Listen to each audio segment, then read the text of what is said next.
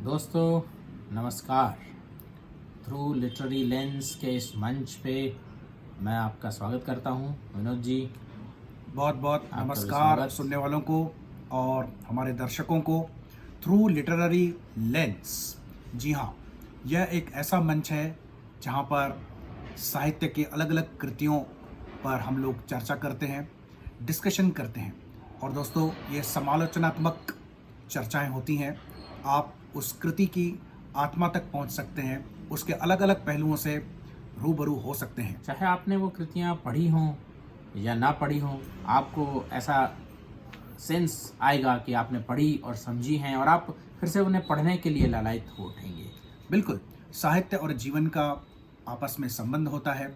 आज की भागती दौड़ती हुई जिंदगी में शायद आपको इतनी किताबें पढ़ने का समय न मिले, किंतु थ्रू लिटरेरी लेंस अगर आप देखते रहते हैं तो आपका परिचय साहित्य के अमूल्य कृतियों के साथ हम लोग करवाते हैं। और न क्यों सिर्फ राजेश जी? परिचय विनोद जी, न सिर्फ परिचय, मैंने जैसे कहा कि लिटरेचर आप तक पहुंचता है। हम समग्र दृष्टि से पहुंचता है। लिटरेचर कम्युनिकेटर्स की भूमिका अदा करते हैं हम यहाँ। जी बिल्कुल, आज एक कहानी पर बातचीत होगी और ये कहानी बहुत ही चर्चित कहानी रही है अपने समय की, और हिंदी साहित्य में इस कहानी का एक अपना खास स्थान है। जी विनोद जी, कहानी चीलें, भीष्म साहनी की लिखी हुई कहानी भीष्म है। साहनी जरूर आपको में से कुछ लोगों को याद आ गया होगा।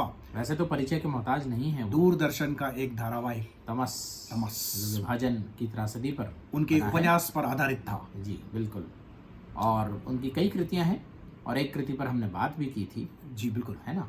तो इस कहानी में पहली बात तो हमको समझना ये है कि चील जो एक पक्षी होता है, बहुत ऊंचा आकाश में उड़ता है और ये पक्षी झपट मारता है और मांस खाता है। जी बिल्कुल, जिंदा और मुर्दा भी।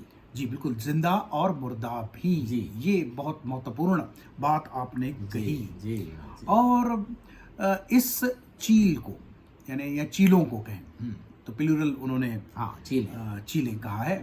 तो ये एक मेटाफोर के तौर पर इसको उन्होंने प्रयोग किया है। जैसा हमने बताया ना, लिटरेचर कभी शाब्दिक नहीं होता है। जी नहीं। अब ये चीलें हैं तो चील के बाबत है, कोई चील की कहानी, कोई ऐसी बात नहीं है। जी नहीं। और कहानी की जब शुरुआत होती है तो वो एक मित्र से बातचीत करते हैं, जानकार बताते हैं कि वो चीलें हैं।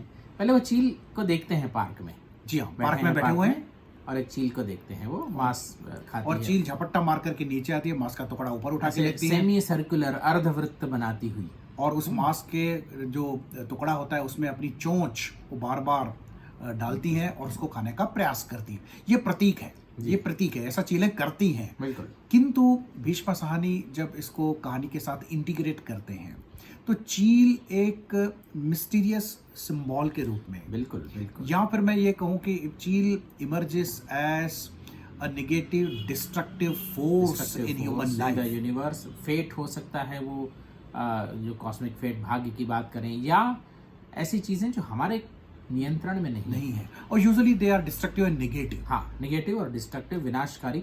ऐसा लगता है कि हमको अपने सर्वनाश में हमारा ही कहीं हाथ था, हम अपने आप को जिम्मेदार मानते हैं, लेकिन कई बार होता ऐसा नहीं है। और बहुत अच्छी बात भीष्म साहनी जी कह रहे हैं कि हम हर चीज को कारणों के आधार पर समझने का प्रयास करते हैं। ये हमारी डिफॉल्ट दृष्टि बन चुकी है साइंस के युग में। हाँ, साइंटिफिक एटीट्यूड लेते हैं कि भाई अगर ऐसा हो गया तो कोई कारण होगा। कारण क्या होगा? कोई इंसान विफल है, मतलब जिंदगी में वो निकम्मा होगा, मेहनत नहीं की होगी, परिश्रम नहीं किया होगा, इसलिए असफल हो गया। यानी हम कॉज और इफेक्ट की थ्योरी को हर चीज पर लागू करने का प्रयास करते हैं, जिसको मैं विनोद जी फिजिक्स की फैलेसी कहता हूँ। फिजिक्स की फैलेसी। किंतु भीष्म साहनी कहते हैं कि जिंदगी के बहुत सारे मामलात ऐसे हैं साहब जिस पर ये साइंटिफिक अप्रोच काम नहीं करता है।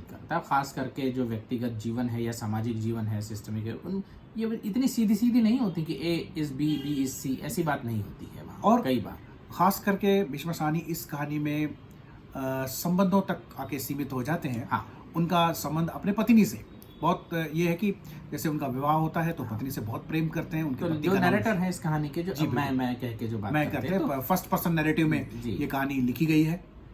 और मजे की बात है कि इसका जो संबोधन वो नैरेटिव है, कभी सेकंड हो जाता है, कभी थर्ड हो जाता है। हाँ। अभी पत्नी को कभी शोभा शोभा करके थर्ड पर्सन, कभी तुम कहता है और कभी तुम कहता है अचानक से बीच में। तो ये भी एक स्टाइल है ये भी। तो कहानी तो वैसे उनका संबंध बड़ा नॉर्मल सा होता है, शुरू शुरू में बड़ा अच्छा होता है। जब है ना? पत्नी शादी होकर के आती हैं शोभा, तो बहुत खूबसूरत होती हैं, बालों में लाल गुलाब हमेशा लगाती हैं, सज धज करके कभी भी बाहर निकलती हैं। उनके होठों की मुस्कान का बहुत ही सुंदर वर्णन करता है कि जब आप अलौकिक भावनाओं के हाँ, प्रभाव में होते हैं तभी तभी इस प्रकार की मुस्कान आपके होठों पर आ सकती आ है। सकती है। धीरे धीरे जो बीच के जो खाई है कहें, या जो फासला है, वो एक शेर है ना विनोद जी, जी। कि इत्तफाकन खिंच गई थी एक हल्की सी लकीर, उसके मेरे बीच लंबा फासला होता गया। वाह वाह। और तो ये मुझे जो लकीर खिंचती है, ये भी लगता है राजेश जी कि संबंध अपने आप में ऐसे विचित्र हैं कि कोई भी संबंध हो धीरे धीरे उनका ह्रास होने लगता है। The process of the disintegration invisibly sets in any type of the relationship, बिल्कुल। Whatever you may do about हाँ दैट। बिल्कुल, नर्म आवाज, भली बातें, मुहज्जब लहजे, पहली बारिश में ही ये रंग उतर जाते हैं। क्या बात है, क्या बात है। तो उसको बड़ा उनके- अच्छा चित्रित किया है बिल्कुल, भीष्म कि साहनी जी धीरे-धीरे। ने, जो धीरे धीरे जो फासला आता गया। हाँ। और कहानी जिस तरह से चलती है, जिस मंथर चाल में, है ना, पूरे पार्क में ही बैठे हैं, उनको शोभा की झलक दिखाई देती है, कहीं से आ गई हैं, और उसके पीछे पीछे जाते हैं और याद करते हैं, वो फ्लैशबैक पुरानी में चले चीज़ें, जाते फ्लैशबैक हैं में। और धीरे धीरे उनके संबंध खराब होते चले जाते हैं। और उन्होंने एक बहुत ही, जिसको कहते हैं ना, रियलिस्टिक जी। वर्णन भी किया है कि संबंध जब खराब भी होते हैं ना, तब भी कुछ दिन ऐसे जाते हैं, कुछ पल ऐसे हाँ। जाते हैं कि उनको फिर से वो वही सहज सद्भावना, विवाह के पहले दिनों वाली सहज सद्भावना, वो गरिमा जागृत उनके होती है। संबंधों में आती है। यानी संबंध कोई एक लीनियर लकीर नहीं है कि अच्छे चल रहे हैं तो अच्छे चलेंगे, खराब चल रहे हैं तो खराब चलेंगे। नहीं। Ups and downs they are an integral part of the relationship. ये बात कहीं ना कहीं भीष्म साहनी जी इस कहानी के माध्यम से पाठकों तक पहुंचाना चाहते हैं। बिल्कुल, लेकिन ये जो चील है विनोद जी, जी बिल्कुल वो तो मंडरा रही है। बिल्कुल। आप वापस आ जाएं पार्क में, ये सब चीजें उनको याद आ जाती जी। हैं और उनके बाद उनका संबंध विच्छेद हो चुका है अपने पत्नी के साथ। तो ये जो आगे पीछे जिगजैग चल रहा है संबंध, कभी अच्छे कभी बुरे, लेकिन धीरे धीरे खाई बढ़ती चली जाती है। बढ़ती जाती है। वो क्यों बढ़ती जाती है? दिक्कत ये कि सीधा सा वर्णन यहाँ नहीं है कि क्या, एक चीज की तरफ इशारा है कि मेरे आत्मसम्मान को तुम्हारे द्वारा बहुत बार ठेस पहुंची है, लेकिन ये तो दोनों कहते हैं, ये तो दोनों के लिए बात लागू होती है। और कहीं ना कहीं अपरोक्ष रूप से मुझे ऐसा लगता है कि किसी भी संबंध में एक दूसरे का सम्मान करना बहुत आवश्यक है। बिल्कुल, क्योंकि प्यार एक भावना है और 24/7 प्यार नहीं रह सकता, लेकिन सम्मान रह सकता है। सम्मान जो है वो जानबूझकर डेलिबरेटली भी रह सकता है। हाँ, तो और कहीं ना रहना कहीं चाहिए। तो वापस आ जाते हैं कि नरेटर जो है वो पार्क में है और अचानक उन्हें झाड़ियों से चलती हुई शोभा दिखाई देती और है। कभी झलक मिट भी जाती है उसकी, कभी दिखाई भी दे जाती है। तो जब उसको नेगेटिव बातें याद आती हैं तो उसका मन कड़वासा हो जाता है, और जी। मैं क्यों जा रहा हूँ शोभा के पीछे, न जाऊं, बेंच पर बैठ जाऊं, जी। ऐसे भी भावना मन में आती और है। दूसरे क्षण उनके प्रति एक स्निग्ध भाव आकर्षण निर्माण हो जाता है और चाहते हैं कि वो जाकर के शोभा से बात करे, कहीं ऐसा ना हो कि वो भी पार्क से बाहर निकल जाए। पार्क से बाहर निकल जाए, और वो हो सकता है शोभा भी ऐसे ही सोच के पार्क में कि किसी तरह मुझसे मुलाकात हो जाए, किसी तरह संबंध फिर से स्थापित हो जाए, मतलब ऐसा सोचता है लेखक जो नैरेटर है। बिल्कुल। तो शोभा भी क्यों आई है पार्क में पता नहीं, लेकिन हो सकता है ना कि कहीं ना कहीं ये भी भावना रही हो। तो एक वो असमंजस में है कि शोभा से बात करे हाँ या न करे। ना करे, हो सकता है संबंध फिर से पुनर्जीवित हो ही जाए किसी तरह, वो ये आखिरी शम में ही बुझाने के लिए। अब तक दिले खुश फहम को तुझसे हैं उम्मीदें, अहमद फराज कहते हैं, अब तक दिले खुश फहम को तुझसे हैं उम्मीदें, ये आखिरी शम में ही बुझाने के लिए आओ। तो इस तरह से वो होपिंग अगेंस्ट होप जिसको कहते हैं, एक बात तो आती है ना मन में कि हो सकता है फिर से पुनर्जीवित हो जाए संबंध। बिल्कुल। तो फिर उसको लगता है कि शोभा शायद अब पार्क से बाहर चली ही जाएगी, तो अचानक वो उठ पड़ते हैं और कदम बढ़ाते हुए उसकी तरफ आ जाते कि हैं। भाई अब तो जाके बातचीत हो ही जाए, वरना फिर कभी नहीं हो पाएगी, शायद लास्ट चांस है। अचानक उसे लगता है कि शोभा और इस नैरेटर के बीच में कोई साया आ गया, और वो ऊपर से नीचे आती हुई चील का साया, चील का बड़े बड़े होते जा रहे हैं और चाह कर भी ये साया लांग नहीं पा रहा है।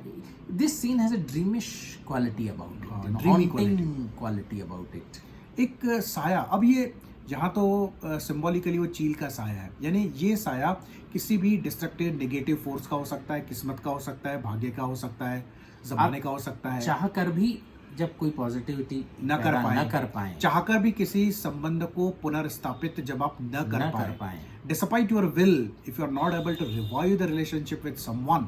तो ये जो शेडोज हैं, ये जो ब्लैक शेडोज का जो प्रभाव हमारे जीवन पर है, यानी मिस्टिकल प्रभाव है, आप हर चीज को साइंटिफिकली समझने का प्रयास न करें कि क्यों नहीं करना पाता, क्यों नहीं स्थापित कर पाता संबंध पुनः। भाई ये तो काउंसलिंग में चले जाएं, हाँ, मैरिटल काउंसलिंग हो चले जाए, जाएगी, बातचीत करें है। उनसे, ऐसा नहीं है। फिर वो साया जो है चील का इतना बड़ा हो जाता है, डरावना हो जाता है, और नरेटर खुद कहता है कि मैं शोभा को जोर से चिल्ला के कह दूं कि जल्दी से पार्क से निकल जाओ, तुम्हारे ऊपर भी चील मंडरा रही है जी।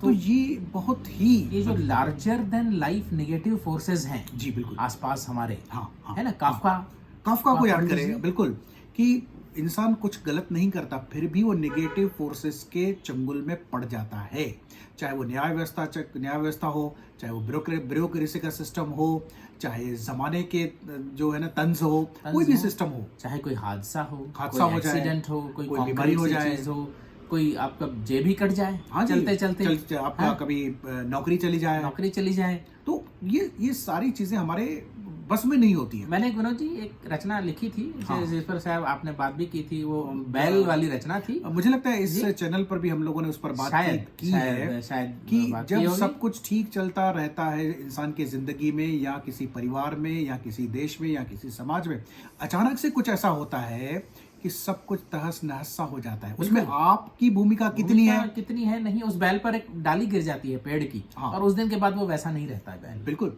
अचानक हार्ड वर्किंग हो जाता है। और बहुत बिल्कुल, अब कल की बात है साहब, एक लद्दाख में सैनिकों का काफिला चल रहा था, तो एक ट्रक खाई में गिर गया, 10 सैनिक मारे गए स्थान पर। तो ये क्या, ये अचानक से जो हो जाती है चीजें। कहानी के शुरू में इस तरह का भी एक उदाहरण देता है भीष्म साहनी जी देते हैं कि मेरे एक जानकार जो बता रहे थे, उनकी जब पत्नी की मृत्यु हुई तो बोले वो सो रही थी अंदर, हम बैठे थे दोस्तों के साथ, और मैंने सोचा कि कहा उन पत्नी से बुलाने गया कि आप तुम भी आओ और बाहर दोस्तों के साथ बैठो, बातचीत करो। मुझे क्या पता था कि मुझसे पहले एक कीड़ा अपनी गिरफ्त में ले चुका है उनको। बिल्कुल, तो ये अदृश्य एग्जाम्पल, ये अदृश्य कीड़े, ये अदृश्य जो कीड़े हैं, चाहे चीलें कहें, उनको नेगेटिव फोर्सेस कहें, किस्मत कहें, पता नहीं किस प्रकार से हमारे सारे जिंदगी को तहस नहस कर देते हैं। तो ये एक सत्य है, अपने आप में ये एक सत्य है, बहुत बड़ा सत्य है, चाहे हम उसको स्वीकार करें या न करें, या जिस भी प्रकार का हम उसको एक्सप्लेनेशन देने का प्रयास करें, किंतु ये सत्य अपनी जगह है। और मैं तो, और अदृश्य चीलें ऐसे अंधी होती हैं, अंधाधुंध वार करती हैं, लेखक कहता है, और उसके बाद वो इंसान को या तो जहाँ का तहाँ फ्रीज कर देती हैं, रख देती हैं, या दिशा मोड़ देती हैं। जी बिल्कुल। तो और भीष्म साहनी जी की जो शैली है बड़ी रोचक है, और कसी हुई शैली है, और मुझे तो ऐसा लगता है राजेश जी कि अपने आप में पोएटिक प्रोज है ये कहानी, कम से कम। बिल्कुल पोएटिक प्रोज है। और कहीं ना कहीं विनोद जी देखिए, जो हॉन्टिंग क्वालिटी है इस कहानी की, वो यहाँ से भी आती है कि भीष्म साहनी जी विभाजन की त्रासदी से गुजर चुके हैं। अब मुझे बताइए कि जब आज़ादी की लड़ाई चल रही थी, किसने सोचा था कि भारत के इस प्रकार से 2 टुकड़े हो जाएंगे, और कम से कम 20 से 25 लाख लोग उस पार्टीशन के जो वायलेंस हुआ था उसमें मारे जाएंगे, करोड़ों लोग बेघर हो जाएंगे, अपनी पुश्तैनी जमीन छोड़ करके चले जाएंगे, कल्चरल अपरूटेडनेस आ गया। तो ये एक झील झपट, विभाजन की झील झपटी जी। भाई विभाजन में तो लाशें भी पड़ी रहती थी, और जो वास्तविक झीलें भी झपटती थी, चीलें भी, बिल्कुल, लेकिन ये एक कैसी झील, तो न केवल व्यक्तिगत संबंधों पर संपूर्ण राष्ट्र और समाज पर भी राजेश जी इस प्रकार की झीलें झपटती हैं, चाहे वो प्रथम महायुद्ध हो, या दूसरा महायुद्ध हो, या कोई भी इस प्रकार का युद्ध हो। भाई भोपाल गैस त्रासदी सोचिए, सोए हुए लोगों पर किस तरह चील झपटी। हाँ, 3500 लोग समाप्त हो गए, पता ही नहीं चला कि कल का सूरज उन्होंने देखा ही नहीं। तो ये कहाँ से आती हैं इस प्रकार की अदृश्य झीलें? तो ये व्यक्तिगत जीवन में भी झीलें, सिस्टमिक सामाजिक जीवन में भी, और कॉस्मिकली भी। जी बिल्कुल, भूकंप आ जाता है। तो इस दृष्टि से ये कहानी बहुत गहरे चले जाती है, यानी इसका जो दार्शनिक पहलू है वो भी बहुत मजबूत है। और जो रिश्तों का ह्रास जो इस तरह से हुआ, हालांकि जो उन्होंने उदाहरण चुना है ना इस कहानी के लिए, बड़ा ही मार्मिक है। मतलब वो बड़ा उदाहरण चुन लेते विभाजन का और इसका, उसका तो शायद उतना इम्पैक्ट ना आता। जो व्यक्तिगत रिश्तों का जो जिस तरह से ह्रास, डीके, बिल्कुल। अब जैसे जो एटॉमिक डीके होता है उस पर भी बस थोड़ी होता है, किसी का हाफ लाइफ होती है ना। क्या होता है कि subtle invisible estrangement that sets in the relationships without being noticed by anyone। भाई रंज तो ये है कि वो अहद वफा टूट गया। वाह वाह, बेवफा कोई भी हो, तुम न सही हम ही सही। तो ये बात है, बिल्कुल। तो ये गिला, अभी बशीर बद्र जी भी कहते हैं कि न गिला किया न खफा हुए, यूं ही रास्ते में जुदा हुए, न तू बेवफा न मैं बेवफा, जो गुजर गया सो गुजर गया। तो क्या करे इंसान, ऐसी चीलों के पश्चात एडजस्टमेंट तो करना होगा, सोचना तो होगा, कुछ तो सोचेगा इंसान। जी बिल्कुल। तो और हमारी सारी प्रगति शायद उस सोच का ही परिणाम है। तो दोस्तों, ये चीलें कहानियाँ पढ़ें नहीं? और इसका मजा लें। भीष्म सैनी जी की और भी कृतियाँ पढ़ें बिल्कुल और थ्रू लिटरेरी लेंस देखते रहें। जी। और इस वादे के साथ कि राजा जी आप कोई और चीज लेकर के जरूर। बहुत जल्द हमारे श्रोताओं के जरूर। सामने उपस्थित होंगे। बिल्कुल। तब तक हमें इजाजत दीजिएगा। नमस्कार। नमस्कार।